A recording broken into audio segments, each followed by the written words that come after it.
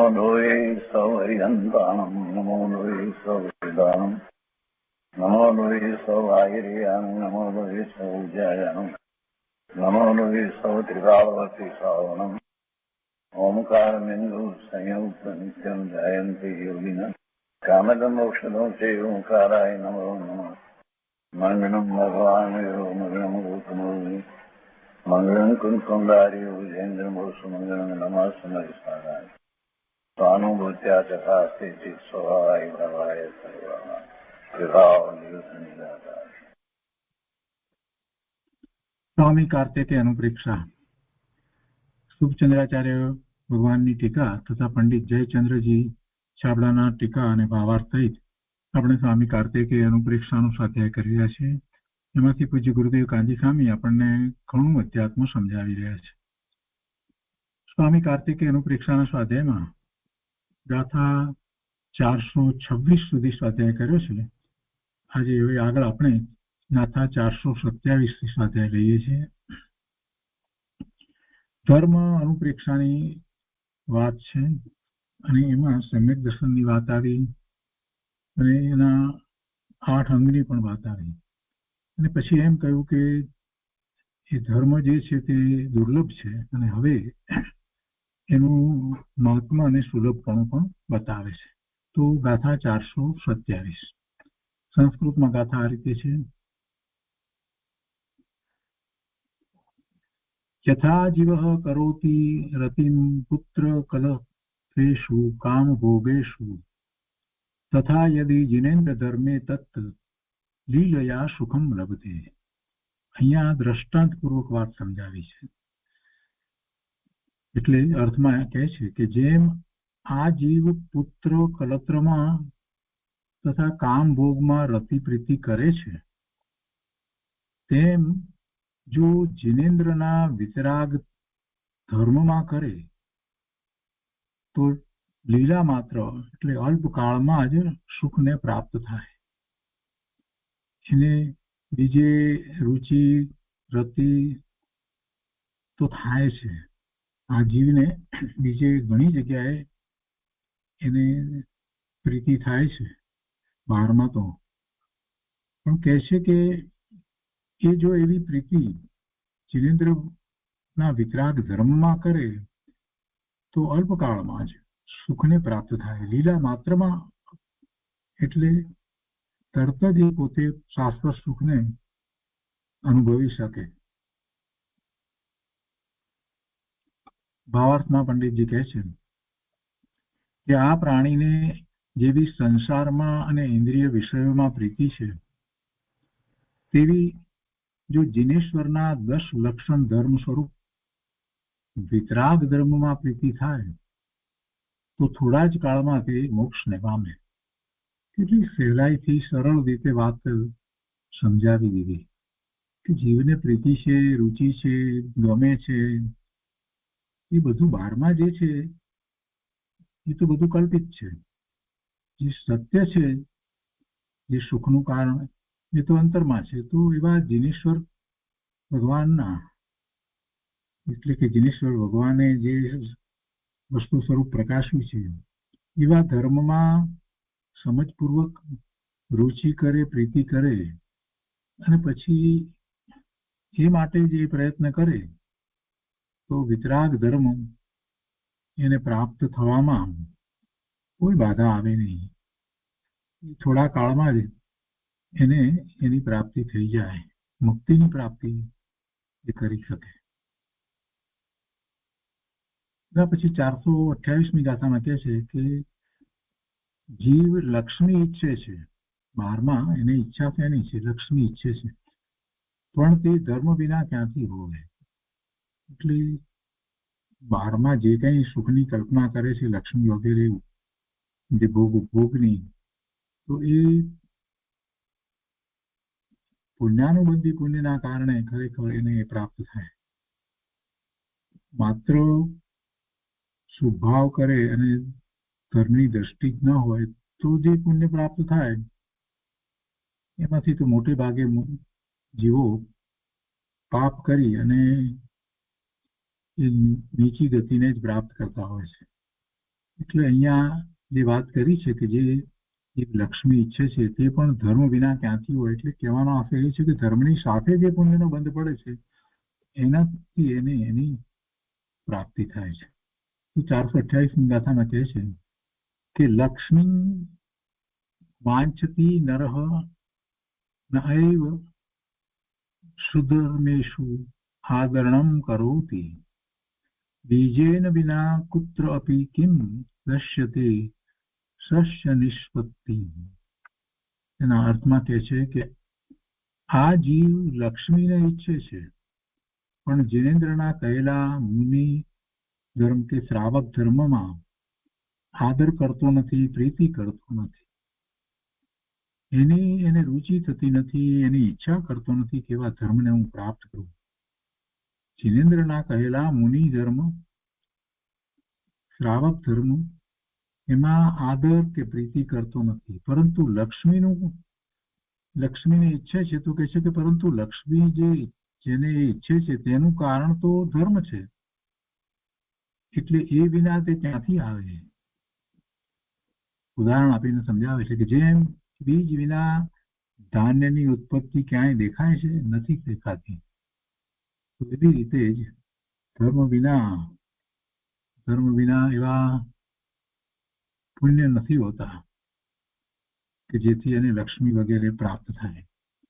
ભાવાર્થમાં પંડિતજી કહે છે કે જેમ બીજ વિના ધાન્ય ન થાય તેમ ધર્મ વિના સંપદા પણ ન થાય, એ પ્રસિદ્ધ છે. તો આ બે ગાથાઓ 427 અને 428 ઉપર પછી ગુરુદેવે જે વિસ્તાર કર્યો છે તે આપણે લઈએ. સ્વામી કાર્તિકે અનુપ્રેક્ષા પ્રવચન પુસ્તક ભાગ બીજો, એના પારા નંબર 276.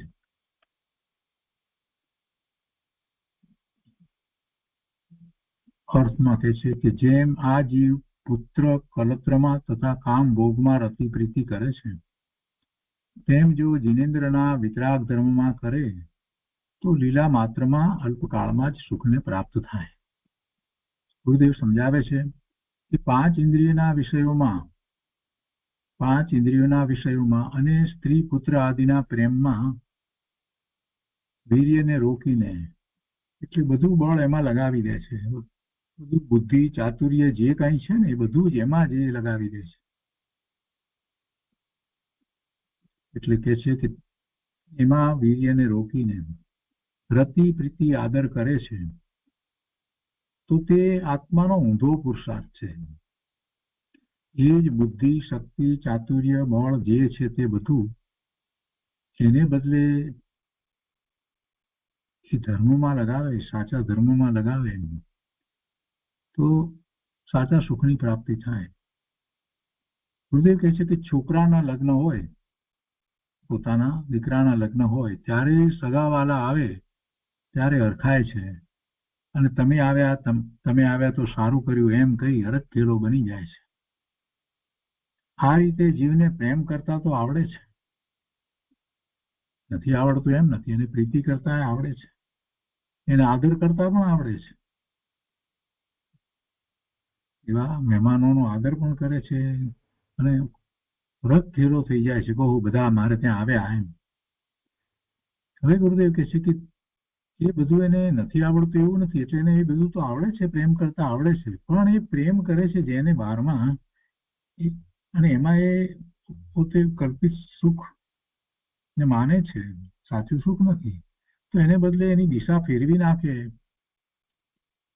એટલે કે તે પ્રેમને વિતરાગ માર્ગમાં જોડે અને દિશા બદલે તો આત્મા સહજ માત્રમાં મોક્ષ સુખને પ્રાપ્ત કરે. એટલે કે આત્માની રુચિ કરી, સ્વરૂપની રુચિ કરી પોતાના તરફ પુરુષાર્થ વાળે, તેને લીલા માત્રમાં એટલે સુલભપણે મોક્ષ થાય છે. પહેલા દુર્લભ વાત કરી, હવે કઈ રીતે સુલભપણે થાય એની રીત બતાવી, એનું કારણ બતાવ્યું, એની પદ્ધતિ બતાવી, વિધિ બતાવી. દ્રષ્ટિ ને સ્વ તરફ વાળવી, ઉપયોગ ને સ્વ તરફ વાળવો. સ્વ તરફ વાળવા માટે સ્વનો નિર્ણય પહેલા હોવો જરૂરી છે. સ્વ એટલે કોણ? વારે વારે પોતે પોતાને પૂછે અને જે શાસ્ત્ર અભ્યાસ દ્વારા આત્માનું સ્વરૂપ જાણ્યું છે એને પોતાની ઉપર સ્થાપે કે સ્વ એટલે આ, સ્વ એટલે હું જે જ્ઞાન સ્વરૂપ છે તે હું, જે અસંખ્ય પ્રદેશી અનંત ગુણ પિંડ છે તે હું, એ હું સ્વ, બીજું કાંઈ સ્વ નહીં. સ્વમાં શરીર પણ નહીં, સ્વમાં મન નહીં, વાણી નહીં, સ્વમાં કાર્મણ શરીર નહીં, સ્વમાં તેજસ શરીર નહીં, સ્વમાં આ સંયોગે કરીને પ્રાપ્ત થયેલા પદાર્થો નહીં, સ્વની અંદર આ જે શરીરને નામ આપવામાં આવ્યું છે ને આ જન્મથી, એ પણ નથી. સ્વમાં આ વેદ પણ નથી, સ્ત્રી વેદ, પુરુષ વેદ, નપુંસક વેદ, એવો કોઈ વેદ નથી. સ્વ એટલે સ્વ ઇન્દ્રિય જ્ઞાનનો વિષય નથી. સ્વ ઇન્દ્રિય જ્ઞાનનો વિષય નથી એટલે ઇન્દ્રિય દ્વારા જે જણાતો નથી. એવો સ્વ, શુદ્ધ સમાન સ્વ, એવો સ્વ એનો નિર્ણય પોતે કરે અને પછી એ સ્વ તરફ દ્રષ્ટિ કરે. એટલે એવું પોતાનું સ્વરૂપ છે એવી પોતાની ઓળખ પાક્કી કરે તો ઉપયોગ સ્વ તરફ વળે. બીજી તો કોઈ રીત નથી. ગુરુદેવે કહ્યું છે કે ઉપયોગને સ્વરૂપ તરફ વાળવો, અને એ સ્વરૂપનું ઘણું વર્ણન કર્યું છે, ઘણું વિસ્તારપૂર્વક વર્ણન કર્યું છે, ભેદ પાડીને સમજાવ્યું છે, અનેક નય દ્વારા સમજાવ્યું છે. 47 નય દ્વારા એ સ્વ એટલે પોતે ભગવાન આત્મા એને સમજાવવામાં આવ્યો, અને 47 શક્તિ દ્વારા પણ એને સમજાવવામાં આવ્યો. પણ હવે એવા ભેદમાં રોકાઈ રહેવાનું નથી. એવો સ્વ પોતે છે એમ એનો સ્વીકાર કરી લેવાનો છે, એનો સ્વીકાર કરી લેવાનો છે. કોઈની પાસે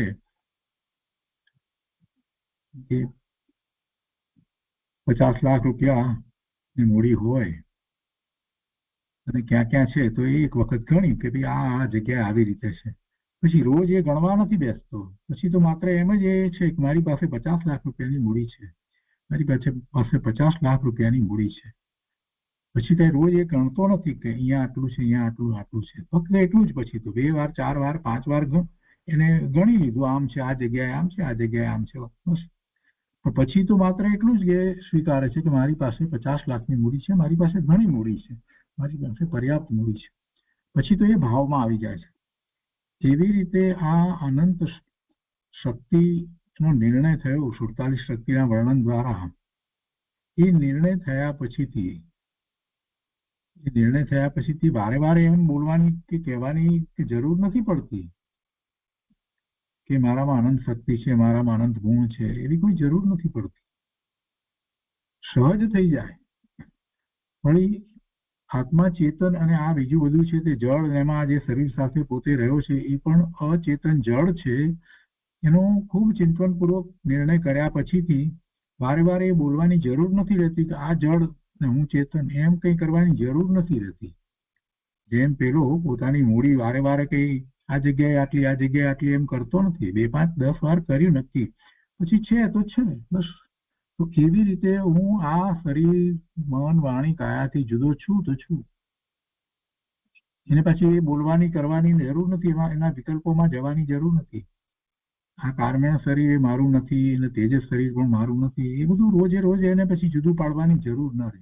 એટલી બધી દ્રઢતા થઈ ગઈ હોય કે હું છું એટલે છું, હું એવું જ્ઞાન સભાવી ભગવાન આત્મા છું એટલે છું. એટલે પછી એક જ વાત રહી કે જે સિદ્ધનું સ્વરૂપ છે એવું જ મારું સ્વરૂપ છે. આવો એને નિર્ણય થઈ જવો જોઈએ. આવો નિર્ણય ન થાય ત્યાં સુધી એ ઉપયોગને સ્વ તરફ વાળશે કેવી રીતે? ઉપયોગને સ્વ તરફ વાળવા માટે, સ્વમાં એકાગ્રતા કરવા માટે સ્વનો નિર્ણય પાકો હોવો જોઈએ ને. આમ ઓમ બોલતાની સાથે સ્વ તરફ વળી જાય. એટલી દ્રઢતા કરવી પડશે સ્વરૂપની. અને ગુરુદેવે એ જ વાત બતાવી છે.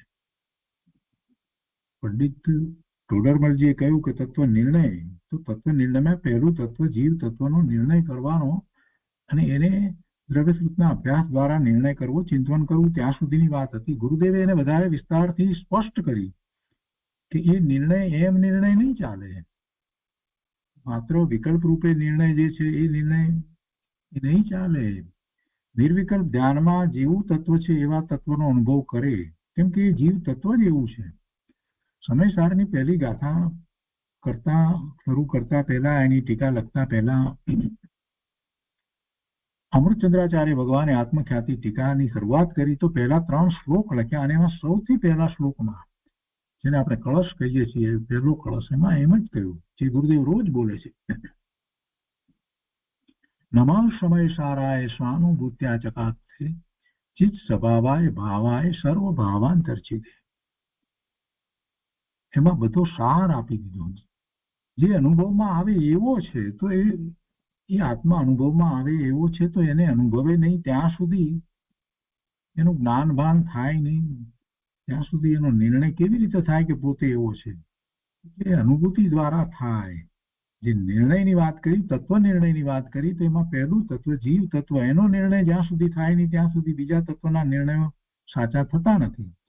તો એ તત્વના નિર્ણય માટે ગુરુદેવે એમ કહ્યું કે નિર્વિકલ્પ અનુભવમાં થાય, કેમ કે એ અનુભૂતિનો વિષય છે. અમૃતચંદ્રાચાર્ય ભગવાને શરૂઆત જ એ રીતે કરી કે જે અનુભવમાં આવે એવો છે તો અનુભવ્યા વિના તો એનો નિર્ણય થતો નથી. અને એવો નિર્ણય કરી અને પછી ઉપયોગને એ તરફ ફેરવવાનો છે. ગુરુદેવ કહે છે કે એ બધો એને જેમ બહારમાં જે બધી પ્રીતિ થાય છે તો એ બધી પોતાના સ્વરૂપની પ્રીતિ થાય, એટલે વિતરાગ માર્ગમાં પ્રેમને વિતરાગ માર્ગમાં જોડે અને દિશા બદલે એટલે ઉપયોગની દિશાને ફેરવી નાખે, સ્વ તરફ વાળે, તો આત્મા સહજ માત્રમાં મોક્ષ સુખને પ્રાપ્ત કરે. એટલે કે આત્માની રુચિ કરી પોતાના તરફ પુરુષાર્થ વાળે તેને લીલા માત્રમાં એટલે સુલભપણે મોક્ષ થાય છે.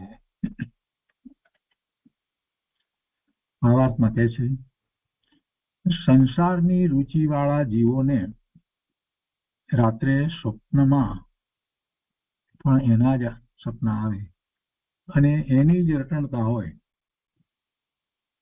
દિવસનો લોહવાટ કર્યો હોય, લોહ અથવા તો લોહી ઉકાળા કર્યા હોય, અથવા તો અનેક પ્રકારે એમાં જ રોકાઈ રહ્યો હોય, ચિંતા ઉપાધિઓ બધી એની જ કરી હોય, તો સ્વપ્નમાં પણ એ જ બધું આવે. એ સ્વપ્નમાં બધો ઉભો થાય, ખડો થાય. સંસારની પ્રીતિ વાળાને મરીને તું દેવ થઈશ એમ કોઈ કહે તો ખુશી ખુશી થઈ જાય, અને જ્યોતિષી કહે કે તને કરોડ રૂપિયા મળશે તો તે ખુશી થાય છે. તેમ આત્માની રુચિ વાળાને, આ તો સંસારની રુચિ વાળાની વાત કરી, પણ ગુરુદેવ કહે છે કે તેમ આત્માની રુચિ વાળાને કોઈ કહે કે તું વિતરાગ થઈશ અને કેવળ જ્ઞાન તને પ્રગટ થશે, તો એમાં એને પ્રીતિ આવ્યા વિના રહે નહીં. એને એમાં પ્રીતિ આવે છે, એનું પડખું ફરી ગયું છે, એની દ્રષ્ટિ બદલાઈ ગઈ છે, એટલે આત્માની પ્રીતિ કરે છે. એમાં પ્રીતિ કરે તો ધર્મ થયા વિના રહે નહીં. અને એ જ સાચી સુગંધ દશમી છે. આ સુગંધ દશમીના દિવસે આ બધું ચાલી રહ્યું હતું ને, એ દિવસ સુગંધ દશમીનો હતો. એટલે 10 લક્ષણ પર્યુષણમાં એ 14 થી શરૂ કરીને હોય તો એ દશમનો દિવસ હતો, જેને સુગંધ દશમી કહીએ છીએ, અથવા ધૂપ દશમી કહેવાય છે. તો કે છે કે એ સાચી સુગંધ દશમી છે. માટે 10 લક્ષણ ધર્મ જે આત્માની શુદ્ધતા છે એમાં જ પ્રીતિ કર, એમ કહે છે. પછી એના પછીની ગાથા વાત કરે છે તો એ બીજા દિવસે કહે છે, એનો વિસ્તાર કરે છે. તો એ દિવસે ઉત્તમ તપ ધર્મનો દિવસ છે. 10 લક્ષણ ધર્મમાં ઉત્તમ તપ ધર્મનો દિવસ છે. સ્વામી કાર્તિકે અનુપ્રેક્ષાની ગાથા 400, આપણે એ ગાથા કરી છે 400મી ગાથા, તો એમાં ઉત્તમ તપ ધર્મની વાત આવી ગઈ છે. ચારિત્ર રૂપ ધર્મના 10 પ્રકાર છે અને 10 લક્ષણ ધર્મ કહે છે તે ધર્મ મિથ્યા દ્રષ્ટિને હોતા નથી. આ 10 ધર્મ મિથ્યા દ્રષ્ટિને હોતા નથી. એ બોલે પણ એને ખરેખર નથી. સમ્યક દર્શન સહિત જ આ ધર્મ હોય એ જ સાચા ધર્મ કહેવાય. સમ્યક દ્રષ્ટિને ઉત્તમ તપ હોય છે. તો તે તપ ધર્મ કોને કહેવાય તે હવે કહે છે. એ જે સ્વામી કાર્તિક અનુપ્રેક્ષામાં ગાથા 400 હતી ને, એની વાત ગુરુદેવે અહીંયા લીધી છે, કેમ કે એ દિવસ એનો હતો તપનો દિવસ હતો. એટલે કહે છે કે જે મુનિ આલોક પરલોકના સુખની અપેક્ષા રહિત બની તથા સુખ દુઃખ શત્રુ મિત્ર તૃણ કંચન અને નિંદા પ્રશંસા આદિમાં રાગ દ્વેષ રહિત સંભાવી થઈ અનેક પ્રકારથી કાય ક્લેશ કરે છે તે મુનિને ઉત્તમ તપ ધર્મ હોય છે. સુખ અને દુઃખ, શત્રુ અને મિત્ર, તૃણ અને કંચન, નિંદા અને પ્રશંસા બધામાં સંભાવ, રાગ દ્વેષ રહિત થઈ અને સંભાવે પ્રવૃત્તિ અને અનેક પ્રકારથી કાય ક્લેશ કરે. એટલે કાય ક્લેશ તો થાય છે, પોતે સંભાવે થઈ અને સ્વરૂપમાં એકાગ્રતા કરે છે, એવું ધ્યાન વગેરે હોય છે. તો બાહ્યમાં પણ સાથે એને એવું તપ હોય છે અને અંતરંગ તપ સાથે છે, તો એને તપ ધર્મ હોય છે.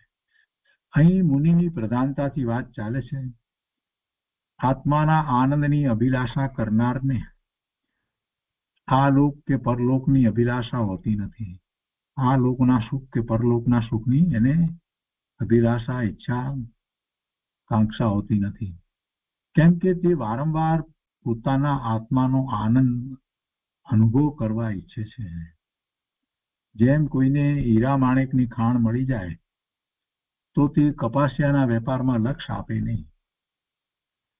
તેનું લક્ષ હીરાની ખાણમાંથી હીરા કાઢવા તરફ જ હોય અને તે હીરા કાઢ્યા જ કરે. ખાણ મળી છે તો એમાંથી કાઢ્યા જ કરે. એમ આત્મા અમૃતનો કુંડ, સહજ આનંદની મૂર્તિ છે એમ જણાયું એટલે એ ખાણમાં જ ધર્મી વારંવાર ખોજ કર્યા કરે છે. એમાંથી એને આનંદની, સુખ શાંતિની પ્રાપ્તિ થયા જ કરે. આ આત્મા મન વાણી દેહ રહિત, પુણ્ય પાપ રહિત ચૈતન્ય નિદાન છે. એની શાંતિનો પાર નથી. એના ખજાનાને ખોટ પડે એમ નથી. અનંતકાળ સુધી એવા સુખ શાંતિ કોઈ પણ પ્રકારની બાધા વિના, અડચણ વિના એક સરખા આવ્યા બાદ પોતાને પ્રાપ્ત થયા જ કરે છે. એવી દશા આર્યન પરમાત્માએ, સિદ્ધ પરમાત્માએ પ્રગટ કરી છે. એટલે આ તો રાજમાર્ગ છે, એમાં કંઈ આશંકાને સ્થાન નથી.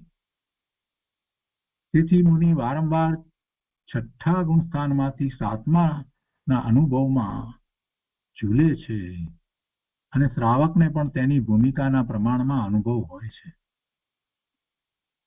મુનિ શત્રુ મિત્રમાં સંભાવ રાખે છે. શરીર કદાચ મોડું પડે પણ મુનિનો આત્મા તો પુષ્ટ થાય છે. આત્મા તો પુષ્ટ થાય ને. આત્મા તો સદાય એક સરખો રહ્યો છે, પણ અહીંયા તો પર્યાય અપેક્ષાએ પુષ્ટ થાય છે એમ કેવું છે. જેમ કે નિર્મળ પરિણામ થાય છે, એવા મુનિને ઉત્તમ તપ ધર્મ હોય છે. અને એ જ 400મી ગાથા, તપની જે ગાથા હતી એનો જ વિસ્તાર પહેલા તો ગુરુદેવે લીધો છે. કે છે કે આત્માના સ્વરૂપમાં, ભાવાર્થમાં જે વાત હતી ગાથા 400ની, એ વાત લીધી છે. આત્માના સ્વરૂપમાં રમણતા કરવી એટલે કે ઉપયોગને સ્વભાવમાં લગાડવો, તે ખરેખર તપ છે. ઉપયોગ, જ્ઞાન દર્શનના ઉપયોગને સ્વભાવમાં લગાવવા, એ ખરેખર તપ છે. સ્વભાવમાં કોઈ કસાય નથી, વિભાવમાં કસાયો છે. જ્યાં સુધી ક્રોધ, માન, માયા, લોભ અને પ્રતિ, અરતિ, હર્ષ, શોક, ભય, જુગુપ્સા, પુરુષ વેદ, સ્ત્રી વેદ કે નપુસક વેદ એવા ભાવો છે, ત્યાં સુધી કસાયમાં જ રહ્યો છે અને એ દુઃખી જ થઈ રહ્યો છે. એ એના આત્માને કસે છે, એ એના આત્માને પીડા આપે છે, એટલે તો એને કસાય કહે છે. પણ જેને એવા કસાય ભાવ નથી, એવી દશા થઈ છે, એની વાત અહીંયા તો કરવી છે. અકસાય સ્વભાવ છે. સ્વભાવમાં કોઈ કસાય ઉત્પન્ન થાય એવું કારણ નથી. અકસાય સ્વભાવમાં પુરુષાર્થને લગાડવો તે તપ છે. એ વખતે આહાર લેવાની વૃત્તિ હોતી નથી અને આહાર લેવાની ક્રિયા પણ સહજ હોતી નથી. એના કારણે શરીર મોડું પડી જાય, નબળું પડી જાય, શરીર શ્યામ થઈ જાય, શરીરમાં બાઠા પણ પડી જાય. પણ મુનિ આત્માના આનંદમાં હોય છે. શરીરને જીવડા કરડે, ડાંસ, મચ્છરનો પરિસર હોય તે વખતે પણ મુનિ પોતાના શુદ્ધ ઉપયોગને આત્માના આનંદમાં થંભાવે છે. આત્માના આનંદમાં પોતાનો ઉપયોગ લાગ્યો છે, એ ઉપયોગ શુદ્ધ ઉપયોગ છે. તે ખરેખર તપ છે. આત્મામાં શુદ્ધ ઉપયોગને સ્થિર કરવો એ તપ છે. બહારમાં જે થતું એ થયા કરે, પણ ઉપયોગ ત્યાંથી ખસે નહીં સ્વરૂપમાંથી, એ તપ છે. આત્માની સમજણ વગર માત્ર કાય ક્લેશ કરે એની વાત નથી. અત્યારે તો કેટલાક લોકો આત્માના ભાન વિના અભિગ્રહ અને તપ કરે છે, તો તે ખરેખર તપ નથી. આ રીતે આજે 10 લક્ષણ ધર્મમાં ઉત્તમ તપ ધર્મની વ્યાખ્યા થઈ. હવે ચાલુ અધિકાર એટલે કે ગાથા 428 કહે છે કે જીવ લક્ષ્મીને ઈચ્છે પણ ધર્મ વિના તે મળતી નથી. 428મી ગાથામાં કહ્યું કે દરેક જીવ એ લક્ષ્મીને ઈચ્છે છે, પણ એ ધર્મ વિના ક્યાં મળે છે. અને એનું એ આપણે વાંચનમાં લીધું. હવે ગુરુદેવ એને સમજાવે છે કે લક્ષ્મી તો બધાને જોઈએ છે. ઘેર હાથી ઝૂલતા હોય, મોટરો હોય, મહેલો હોય, તેવા ગ્રહસ્થને જોઈને પૈસાની રુચિ વાળાને પૈસાની ઈચ્છા થઈ જાય. પણ પુણ્ય વિના લક્ષ્મી મળતી નથી. બધાને જોઈએ છે એમ કહીએ આપણે, પણ પછી પાછું ગુરુદેવે તો અહીંયા સ્પષ્ટતા કરી દીધી. એક જ શબ્દ મૂક્યો કે પૈસાની રુચિ વાળાને પૈસાની ઈચ્છા થઈ જાય. ત્યાંથી મુનિ નીકળ્યા હોય તો એને કઈ એની ઈચ્છા નથી થઈ જતી. સાચા શ્રાવક નીકળ્યા હોય, ક્ષુલક નીકળ્યા હોય તો એને કઈ ઈચ્છા નથી થતી. બધું જુએ છે પણ એને કઈ નથી ઈચ્છા થતી. એ બધા પુણ્યના ઠાઠ જે છે, એ પુણ્યના ઠાઠ છે ને આ બધા, એને એ જુએ છે, જ્ઞાની જુએ છે, પણ એને એનું કઈ અચંબો થતો નથી, એનું કઈ મહાત્મ્ય લાગતું નથી કે એને કારણે પેલો મોટો છે એમ લાગતું નથી. તો બધા પુણ્યના ઉદય છે અને એના ઉદયને કારણે આ બધું ઠાઠ છે. મહેલ હોય ને મોટર હોય ને બધું હોય, અનેક પ્રકારે બધો પરિગ્રહ હોય. એ ક્યાં કાયમ રહેવાનું છે? એ વાત જ્ઞાની ધર્મી તો સમજે છે. આ તો બધું બદલાય છે. એને પોતાને પણ ભૂતકાળમાં આવું બધું પ્રાપ્ત થયું હતું અને એમાંથી એ બહાર નીકળ્યો નહીં એટલે આનંદ ભાવ થયા. મને આ બધું પહેલા પ્રાપ્ત થયું હતું અને હું એમાંથી બહાર નીકળ્યો નહીં, એમાં જ ભમ્યા કર્યો, ભૂલી ગયો આત્માને, એટલે તો અનંત કાળ સુધી રખડવું થયું છે. જેને સાચી મુમુક્ષુતા પ્રગટી છે ને એને આવી વાત કે આ બધું જે છે એ પુણ્યના ફળને લીધે છે. અને પુણ્ય કઈ સતત એક સરખું રહે છે એવું નથી.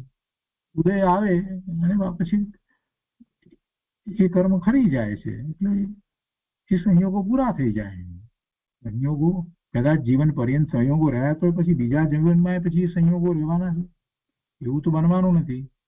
અહીંથી પોતે ચાલ્યો ગયો, નીકળી ગયો આ શરીરને છોડીને, પછી ત્યાં એને સંયોગો એના એ જ ક્યાં છે? તો બીજા સંયોગો છે. અહીંયા કે છે ગુરુદેવ કે છે કે પૈસાની રુચિ વાળાને પૈસાની ઈચ્છા થઈ જાય છે. બધાને થાય છે એમ નથી. એમ એવાય જીવો છે જેને આની ઈચ્છા નથી થતી, પણ પુણ્ય વિના લક્ષ્મી મળતી નથી. આ તો બધું વ્યવહારની વાત કરવામાં આવી છે. સમ્યક દર્શન રૂપી ધર્મ વિના સારા પુણ્ય પણ હોતા નથી. મૂળ વાત એ કરવી છે અહીંયા. સમ્યક દર્શન રૂપી ધર્મ વિના સારા પુણ્ય પણ હોતા નથી, માટે ધર્મ વિના ધન મળતું નથી એમ કહેલ છે. હવે ગુરુદેવ કહે છે કે ધર્મ વિના ધન નહીં અને ધન વિના ધર્મ નહીં, એમ કેટલાક લોકો કહે છે. એ વાત બરાબર નથી, એ વાત ખોટી છે. ધન વિના ધર્મ નહીં એવી કેવી વાત? ધનથી થોડો ધર્મ થાય છે. ગમે તેટલા પૈસા દાનમાં આપવાથી ગમે તેટલા આપે તો પણ કઈ ધર્મ થતો નથી. અહીં તો પુણ્ય વિના ધન મળતું નથી એમ કે છે. પુણ્ય વિના ધન મળતું નથી એમ કે છે. અત્યારના અમુક પંડિતો કહે છે કે સમાજની વ્યવસ્થા બરાબર નથી માટે પૈસા મળતા નથી. કેટલાક પંડિતોએ જે વાત કરી છે એ બધી વાત ગુરુદેવે અહીંયા લીધી છે કે અત્યારના અમુક પંડિતો કહે છે કે સમાજની વ્યવસ્થા બરાબર નથી માટે પૈસા મળતા નથી. ગુરુદેવ કહે છે કે અહીં આચાર્ય ભગવાન કહે છે કે તે વાત ખોટી છે. પુણ્ય વિના 3 કાળમાં કોઈને પૈસા મળે નહીં. પૈસા માટે એવું પુણ્ય હોય તો પૈસા મળે. જેમ બીજ વિના ધાન્ય થાય નહીં તેમ પુણ્ય વિના લક્ષ્મી મળતી નથી. આમ સ્પષ્ટ વાત હોવા છતાં પંડિતો પોતાની કલ્પનાથી નવા ફતવાઓ કાઢે છે. અત્યારે બધી વ્યવસ્થા બરાબર નથી. ભગવાનના વખતમાં બરાબર હતું એટલે બરાબર. કેમ કે પંડિતોને અત્યારે કદાચ કોઈ રીતે એવી લક્ષ્મી વગેરે એનો સંયોગ ન થતો એટલે એમ કે છે. કોઈ પંડિત કહે છે કે નિમિત્તથી ઉપાદાનમાં કામ થાય. બીજી આ પંડિતોની વાત કરે છે. પંડિતો કલ્પનાથી નવા ફતવાઓ કાઢે છે. તેમાં વળી એમણે એમ પણ કાઢ્યું કે ના, નિમિત્તથી ઉપાદાનમાં કામ થાય. દિગંબરમાં પણ બધા પંડિતો ઘણા છે અને કેટલા બધા પંડિતો એમ જ માને છે કે નિમિત્ત વિના કાર્ય ન થતું હોય. કારણ એ વાત એકલી શ્વેતાંબરમાં કે સ્થાનકવાસીમાં કે હીરાપંથમાં છે એમ નથી. દિગંબરમાં પણ આ જ વાત છે. ગુરુદેવ સિવાય બધાએ આ જ વાત લીધી છે. કોઈક જ એવા જ્ઞાની મહાપુરુષો જે એવા જે છે, એવા મુનિઓ વગેરે એવા શ્રાવકો, એમને જેનો સ્વીકાર છે કે નિમિત્તથી કાંઈ થતું નથી. પણ બાકી મોટા ભાગે તો બધાને ચારે ફિરકાઓની અંદર આ વાત છે. નિમિત્તથી ઉપાદાનમાં કામ થાય. અને આ પંડિતો પણ કહે છે કે નિમિત્તથી ઉપાદાનમાં કામ થાય. તો એમ અનેક પ્રકારે ગુરુદેવ તો કહે છે કે બધા ગપ્પા મારે છે. નિમિત્ત અને ઉપાદાન બંને સ્વતંત્ર હોવા છતાં પંડિતો નિમિત્તમાં અટકીને એના વિના કાર્ય થતું નથી એમ માને છે. અને કહે છે કે સૂત્રનો આધાર આપીએ છીએ છતાં ઉપાદાન વાળા માનતા નથી. ઉપાદાન વાળા એટલે સોનગઢમાં ગુરુદેવે જે વાત કરી ને કે ઉપાદાન મૂળ કારણ છે, તો નિમિત્તથી કાર્ય થતું નથી. પણ એ વખતે નિમિત્ત હોય છે, ઉચિત નિમિત્ત હોય છે. તો એમને એ ઉપાદાન વાળા કહે છે. બધા પંડિતો જે હતા એ ગુરુદેવનો વિરોધ કરવા વાળા ઘણા પંડિતો બધા કહે છે કે અમે પંડિતો એમ કહેતા હતા કે અમે સૂત્રનો આધાર આપીએ છીએ છતાં ઉપાદાન વાળા માનતા નથી. વળી કહે છે કે પહેલા બ્રિટિશના ગીતો ગાતા હતા લોકો, અને હવે લોકો કોંગ્રેસના ગીતો ગાવા લાગ્યા છે. એવો દાખલો આપે છે પંડિતો. અને કહે છે કે અષ્ટ સહસ્ત્રીની પ્રતિષ્ઠા ઘટાડીને એનું પદ હવે સમય સારે લઈ લીધું છે એવી કલ્પના કરે છે. કોણ? એ પંડિતો. અષ્ટ સહસ્ત્રીનો એ લોકો એવો અર્થ કરતા હતા કે નિમિત્તથી કાર્ય થાય. તો કહે છે કે એ અષ્ટ સહસ્ત્રીની પ્રતિષ્ઠા ઘટાડીને એનું પદ હવે સમય સારે લઈ લીધું છે. એટલે સમય સાર, તો એવી એ કલ્પના કરે છે. ગુરુદેવ કહે છે કે સમય સારનો મહિમા થાય છે એ વાત તેમને રૂચતી નથી. સોનગઢમાં ખૂબ સમય સારનો મહિમા થતો હતો ને. દિગંબર આચાર્યોના અષ્ટ સહસ્ત્રી આદિ એવા ગ્રંથ હોય કે સમયસાર આદિ ગ્રંથ હોય, બધા ગ્રંથ, કોઈ પણ ગ્રંથ લો તો તે બધાનો એક જ આશય છે, પણ તેના અર્થને યથાર્થ સમજ્યા વગર આ પંડિતો એમાં વિરોધ માને છે. શાસ્ત્રોના અર્થ એ પોતાની કલ્પનાથી કરે છે. ચરણાનુયોગના શાસ્ત્રમાં જે વાત કહી હોય, અથવા તો કર્ણાનુયોગના શાસ્ત્ર ઘુમટસારની અંદર જે વાત કરવામાં આવી હોય, કર્મને લીધે થાય, કર્મને લીધે થાય, કર્મને લીધે થાય. પણ ઘુમટસારના રચયિતા પોતે મહાજ્ઞાની છે, સિદ્ધાંત શાસ્ત્રી છે. તો માત્ર કઈ સિદ્ધાંતના એ જાણનારા એમને એમ નથી થયા. આત્માની અનુભૂતિ સહિત એ તો મહાજ્ઞાની છે. એમનો એવો જ્ઞાનનો ઉઘાડ ક્ષયોક્ષમ છે, એટલે તો આટલી બધી સૂક્ષ્મ વાત એમણે લખી છે. તો એમાં એમણે જે લખ્યું છે એ કઈ અપેક્ષાથી વાત કહેવામાં આવી છે? કર્મની મુખ્યતાથી એ વાત કરવામાં આવી છે, પણ કઈ આચાર્ય ભગવાનના અંતરમાં એવી વાત થોડી હતી કે કર્મથી બધું થાય. તો બતાવવું છે નિમિત્ત તરીકે શું છે, એ વખતે કર્મનું નિમિત્ત કેવી રીતે હોય એની સૂક્ષ્મતા બતાવી છે. કોમળસારની અંદર જે વાત કરવામાં આવી છે એના બે ભાગ છે, જીવ કાંડ અને કર્મકાંડ છે. પણ એ પણ જાણે છે એવી જ રીતે ચરણાનુયોગના ગ્રંથની રચના કરનારા રત્નકંડ શ્રાવક આચાર વગેરે, પુરુષાર્થ સિદ્ધિ ઉપાયમાં અમૃતચંદ્રાચાર્ય ભગવાને પણ એ વાત કરી છે. તો એ બધાએ જે વાત કરી છે તેમાં બાહ્ય આચરણની મુખ્યતાથી કેટલીક વાત કરવામાં આવી હોય આચાર વિચારની અપેક્ષા. તો કઈ એનો અર્થ એવો નથી કે બધા નિમિત્તથી ધર્મ થાય છે, એવો કોઈ અર્થ થતો નથી. ગુરુદેવ એ કહે છે. આ પંડિતો સમજતા નથી કે જે શાસ્ત્રોનો આપણે અધ્યયન કરીએ છીએ એ શાસ્ત્રમાં શેની મુખ્યતાથી વાત કરવામાં આવી છે અને એની પાછળનું પ્રયોજન શું છે એને સમજ્યા વિના બસ એને એમને જ લઈ લે છે, શબ્દાર્થ તરીકે એનો લઈ લે છે. અને પછી એમને આ સમયસારની વાત આવી આ રીતે તો એ એમને ગમી નહીં, રૂચતી નથી. ગુરુદેવ કહે છે હવે દિગંબર આચાર્યોના અષ્ટસહસ્ત્રી આદિ કે સમયસાર આદિ ગમે તે શાસ્ત્ર લો તો તે બધાનો એક જ આશય છે, પણ તેના અર્થને યથાર્થ સમજ્યા વગર એમાં એ પંડિતો વિરોધ માને છે. ચારેય અનુયોગનો સાર એક વિતરાગતા જ છે, એમાં વિરોધ નથી. અત્યારે સમયસારના વાંચનારા ઘણા નીકળ્યા છે અને જે આત્માના ખપી છે એટલે જેમને આત્મા ખપે છે તેની પાસે એ પંડિતોની ઊંધી માન્યતા હવે ચાલે એમ નથી. આ વાતને સમજનારા ઘણા તૈયાર થયા છે અને એનો જવાબ પણ બરાબર આપે છે. પંડિતોને એમ થઈ ગયું કે અમે ઘણા જૂના સંસ્કૃત વ્યાકરણ ન્યાય ગ્રંથોના અનુભવી છીએ અને આ નવા સ્થાનકવાસીમાંથી નીકળી અને અમારી વાત ખોટી ઠરાવે છે. તે કહે છે કે પણ ભાઈ સત્ય તો સત્ય જ રહેશે, હવે ખોટું ચાલે તેમ નથી. તે કહે છે કે આ વાતને છંછેડવા જેવી છે, ગોપવી રાખવા જેવી નથી.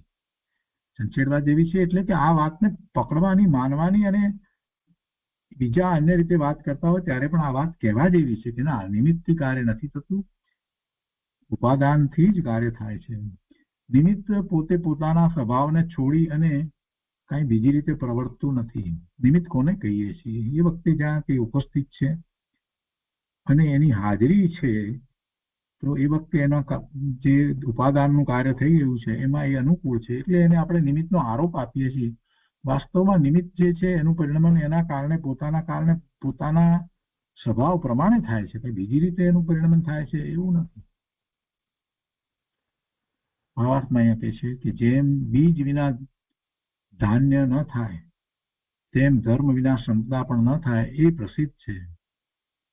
આગળ ધર્માત્મા જીવોની પ્રવૃત્તિ કેવી હોય છે તે કહે છે. તો 429મી ગાથાની અંદર હવે એ વાત કરે છે ધર્માત્મા જીવોની પ્રવૃત્તિ કેવી હોય. 429મી ગાથા હવે ધર્માત્મા જીવોની પ્રવૃત્તિ કહે છે. યહ ધર્મસ્થ જીવઃ સ રિપુ વર્ગે અપી કરોતિ ક્ષમા ભાવમ તાવત પરદ્રવ્યમ વર્જયતિ જનની સમમ ગણયતિ પરદારામ. એના અર્થમાં કહે છે કે જે જીવ ધર્મમાં સ્થિર છે, જે જીવ ધર્મમાં સ્થિર છે તે વૈરીઓના સમૂહ પર પણ ક્ષમાભાવ કરે છે, પરદ્રવ્યને તજે છે, અંગીકાર કરતો નથી તથા પર સ્ત્રીને માતા, બહેન અને પુત્રી સમાન ગણે છે. 429મી ગાથામાં ધર્માત્મા જીવોની પ્રવૃત્તિ કેવી છે એ વાત કરે છે. એની પ્રવૃત્તિ આ રીતે છે. શત્રુ વૈરીઓ હોય તો પણ એના પ્રત્યે પણ એક ક્ષમા ભાવ કરે છે, એમના પ્રત્યે દ્વેષનો ભાવ કરતો નથી, પરદ્રવ્યને તજે છે, અંગીકાર કરતો નથી અને ત્રીજું પર સ્ત્રીને માતા, બહેન અને પુત્રી સમાન ગણે છે.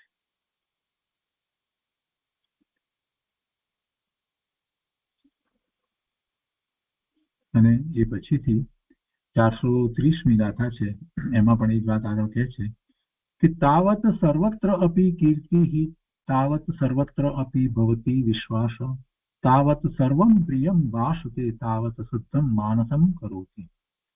જે જીવ ધર્મમાં સ્થિર છે તેની સર્વલોકમાં કીર્તિ પ્રશંસા થાય છે. સર્વલોક તેનો વિશ્વાસ કરે છે.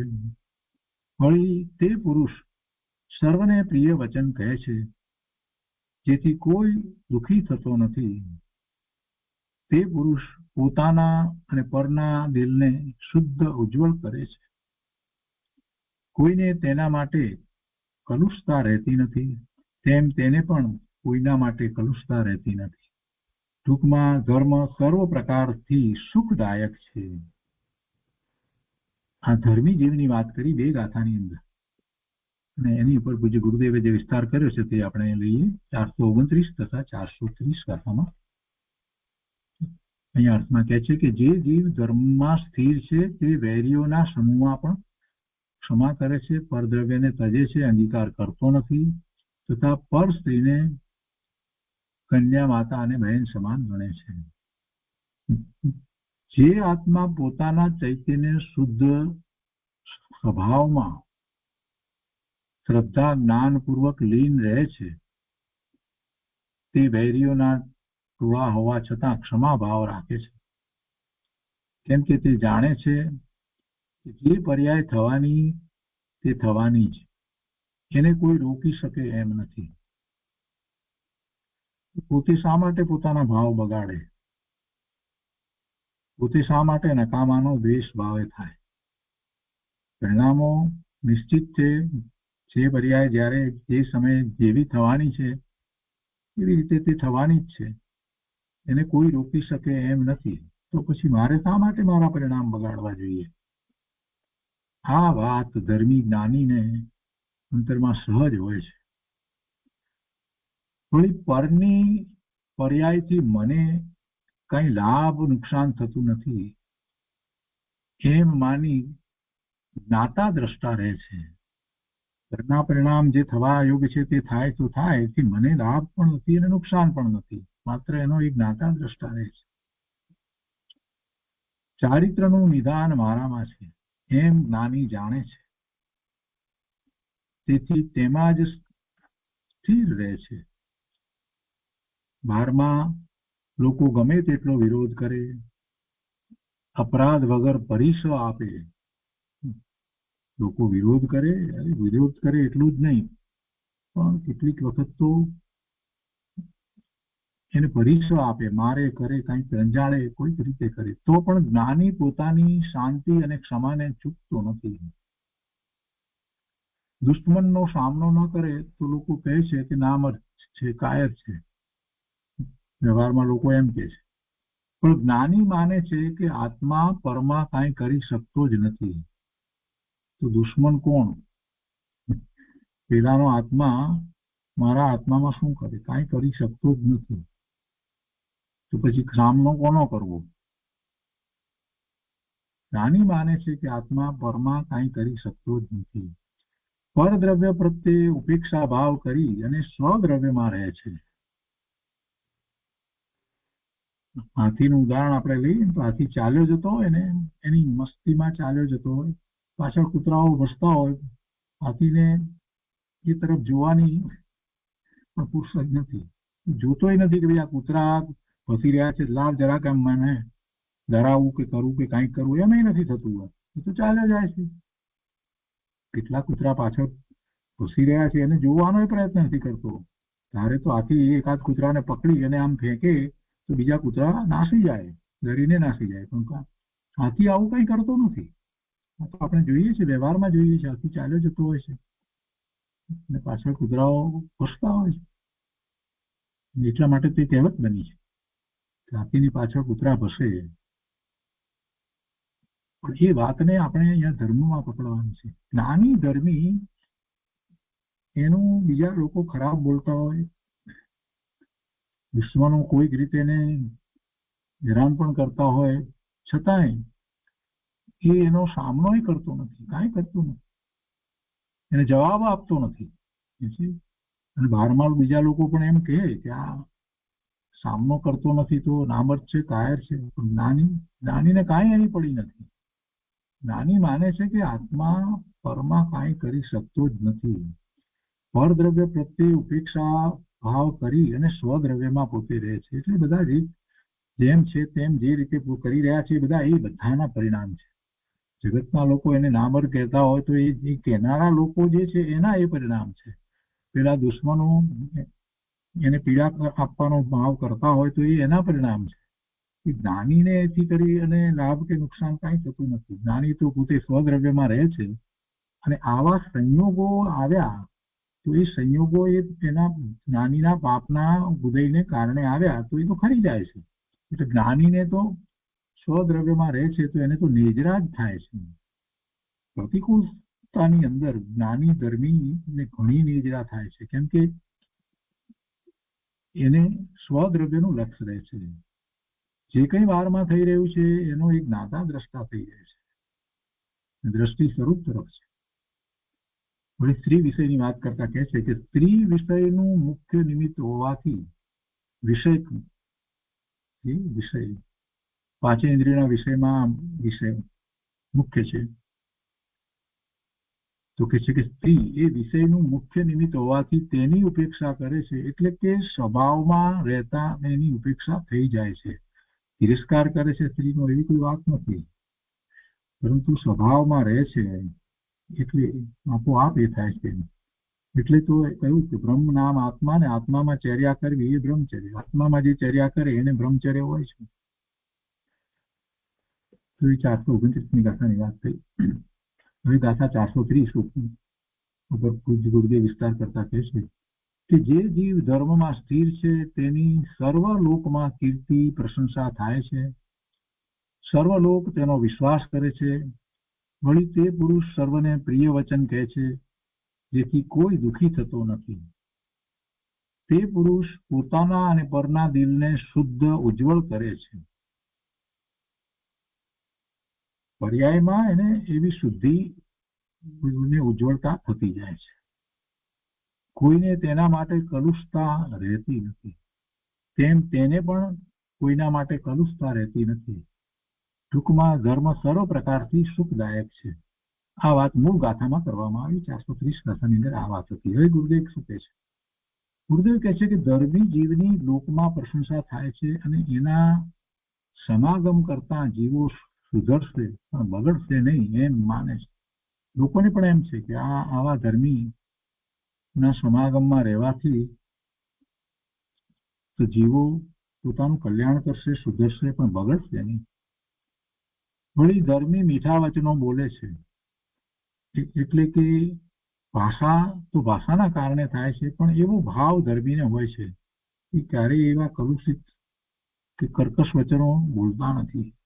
સત્યની અંદર આ વાત આવી ગઈ છે. પોતામાં ઉજ્જવળ પરિણામ કરે છે અને બીજાને નિમિત્ત થાય છે. જેમ કે આત્મા શુદ્ધ નિર્મળ પરિણામ સ્વરૂપ છે. આત્મા શુદ્ધ નિર્મળ પરિણામ સ્વરૂપ છે. એના પરિણામ તો શુદ્ધ જ થાય. ધર્મીની દ્રષ્ટિ સ્વરૂપ તરફ રહે છે એટલે એના પરિણામ શુદ્ધ થાય છે. નિર્વિકલ્પ ધ્યાનમાં તો પૂર્ણપણે એના પરિણામ શુદ્ધ જ હોય છે. કેમ કે આત્મા શુદ્ધ નિર્મળ પરિણામ સ્વરૂપ છે એટલે એને એવા ઉજ્જવળ પરિણામ થાય છે. કેમ કે એની દ્રષ્ટિ આત્મા તરફ છે ને, એટલે તે બધાને સુખદાયક જ હોય છે. એવા નિર્મળ પરિણામ હંમેશા સુખદાયક જ હોય. જીવ માત્રને નિર્મળ પરિણામ સુખનું, શાંતિનું, આનંદનું જ કારણ હોય. અને એ તો વાત અનાદિથી ચાલી આવી છે અને અનંત કાળથી એમ જ જીવોએ અનુભવ કર્યો છે. અનંત જીવોએ એવો અનુભવ કર્યો, મોક્ષના માર્ગમાં આગળ વધ્યા અને પૂર્ણ એવા સુખ, શાંતિ, આનંદને પ્રાપ્ત કર્યા છે. એટલે આ કોઈ વાત નવી નથી. આ તો સાબિત થયેલી, સિદ્ધ થયેલી પરમ સત્ય વાત છે. આત્મા શુદ્ધ છે અને એના પરિણામ નિર્મળ પરિણામ એ જ વાસ્તવિક પરિણામ છે. પણ એને એનું લક્ષ કરે તો એવા પરિણામ થાય ને. પ્રગટ પરિણામની વાત છે અહીંયા. પ્રગટ પરિણામ એનું લક્ષ કરે તો થાય ને. જીવ આત્માનું લક્ષ નથી કરતો, 12મા પરનું લક્ષ કરે છે, એટલે વિભાવ પરિણામ થાય છે. અને એને ઉપાદાન કારણ કહીએ છીએ તો એ ક્ષણિક ઉપાદાન કારણ છે. એ વખતે એની એવી યોગ્યતા છે કે એનું ક્ષણિક ઉપાદાન કારણ એવું છે જેમાં એ પરનું લક્ષ કરે છે. પણ એ વખતે શાશ્વત ઉપાદાન તો શુદ્ધ જ છે. શાશ્વત ઉપાદાન કારણ જે છે એ તો પોતાનું સ્વરૂપ છે, તો શુદ્ધ જ છે. એટલે ઘણાને ગૂંચવાડો આ જ થાય છે કે શાશ્વત ઉપાદાન કારણ પોતાનું શુદ્ધ સ્વરૂપ હોવા છતાં પોતાને નિર્મળ પરિણામ કેમ થતા નથી. પણ ભાઈ વાત ગુરુદેવે સમજાવી છે, ઘણી સમજાવી છે કે એનું લક્ષ કરે તો થાય ને. એ સિવાય કેવી રીતે થાય? વ્યવહારમાં એ સમજે છે, બધી વાત સમજે છે કે કોઈક જગ્યાએ જાતની પ્રભાવના થઈ રહી હોય તો મને કેમ પ્રાપ્ત નથી? તો ભાઈ તું ઘેર બેઠો હોય તો તને કેવી રીતે પ્રાપ્ત થાય? તું ત્યાં જાય તો પ્રાપ્ત થાય ને. તો એમાં તો હા પાડે છે કે બરાબર છે, હું ત્યાં ગયો હોત તો મને એ મળે, ન ગયો એટલે કેવી રીતે મળે? અહીંયા ઘેર બેઠા તો ન મળે. તો એની જ આ વાત છે કે 12માં બેઠો છે, એનો 12માં ઉપયોગ રમી રહ્યો છે અને પછી કહે છે કે મને નિર્મળ પરિણામ કેમ નથી થતા? તો ભાઈ કેવી રીતે થાય? મારું શુદ્ધ સ્વરૂપ છે છતાંય મને નિર્મળ પરિણામ કેમ નથી થતા? પણ તું 12માં બેઠો છે, જાને અંદર જાને. ગુરુદેવ એ તો વાત સમજાવે છે કે વસ્તુ ત્રિકાળ શુદ્ધ છે, એ કારણ પરમાત્મા છે અને એવું જ કાર્ય બહાર આવે છે. પણ કોને આવે? એ કારણ પરમાત્માનું જે લક્ષ કરે છે, ત્યાં જે રોકાઈ રહે છે, એને એવા નિર્મળ પરિણામ થાય છે. એટલે ત્રિકાળ ઉપાદાન કારણ શુદ્ધ છે, કારણ પરમાત્મા છે, એ બધી વાતને બોલવાની નથી, પણ એ સમજી અને એ તરફ વળવાનું છે. એ વાત ગુરુદેવે વારંવાર કરી છે. તો દ્રષ્ટાંત આપીને વાત કરી છે. કોઈકે એવું કહ્યું કે કારણ પરમાત્મા છે છતાં પણ એવું કાર્ય કેમ નથી આવતું? ત્યારે ગુરુદેવે ખૂબ સમજાવ્યું છે. ભાઈ કારણ પરમાત્મા કોને છે? કોને છે? જે એ તરફ ગયો છે એને કારણ પરમાત્મા ખ્યાલમાં આવ્યો છે, બીજાને ક્યાંથી ખ્યાલમાં આવે? એટલે અહીંયા કહે છે કે આત્મા શુદ્ધ નિર્મળ પરિણામ સ્વરૂપ છે, એટલે એના તો પરિણામ નિર્મળ જ થાય છે, એમાં તો કોઈ આશંકા નહીં, કારણ નથી. તે બધાને સુખદાયક જ હોય છે. ધર્માત્મા વિશ્વાસ, કીર્તિ વગેરેનું સ્થાન છે. અહીંયા તો ધર્માત્માનું થોડું મહાત્મા બતાવ્યું છે, ધર્મી જીવનું. એટલે કે છે કે એવો ધર્માત્મા બીજાઓને માટે વિશ્વાસ અને કીર્તિ વગેરેનું સ્થાન છે. ધર્મી સિવાય બીજામાં યથાર્થપણે એવું સ્થાન હોતું નથી. ટૂંકમાં સર્વ પ્રકારે ધર્મ તો સુખનો દેવા વાળો છે, દુઃખને દેવા વાળો નથી. ધર્મથી દુઃખ થતું નથી. ધર્મથી હંમેશા સુખ, શાંતિ, આનંદની જ અનુભૂતિ થાય છે. એને જ ધર્મ કહેવામાં આવ્યો છે. અને એવો ધર્મ આત્માનું લક્ષ કરતા પ્રગટ થાય છે. હવે 431મી ગાથાની અંદર આગળ ધર્મનું મહાત્મા કહેશે. આ જે ધર્મી છે એનું મહાત્મા સમજાયું, ધર્મને અનુસરે છે એની બધી વાત લીધી. તો આજનો સ્વાધ્યાય આપણે અહીંયા 430 ગાથા સુધી રાખીએ છીએ.